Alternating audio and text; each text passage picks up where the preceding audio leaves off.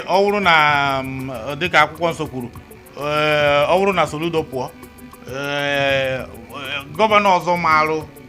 marụ Akwa Okuko nwere ike rute ahapụkwa ya ọ na-eme ihe na ya maka na ị maara na ofu ihe ndị mmadụ kwuru bụ na iwu ahụ eji wee tụọ Akwa Okuko nga emekọnatara ya ngwa ngwa ọ bụrụ na ọ dịbu mbụ Akwa Okuko wee na-ada ya bụ iwu ụfọdụ n'ime iwu eji wee kpee ya ikpe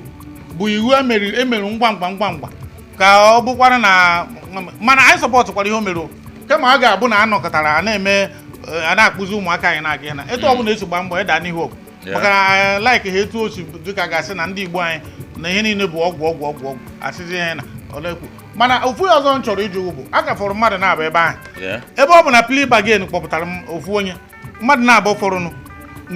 n'uche nke kedu ihe ị ga-achọ ka kedu ndụmọdụ ị ga-enye ndị afụrụ afụ mana ha nọ n'isi ekwu ọgwụ ka ọ gị mmadụ na-abụ ahụ like onye eze Jizọs na nke Ọkịja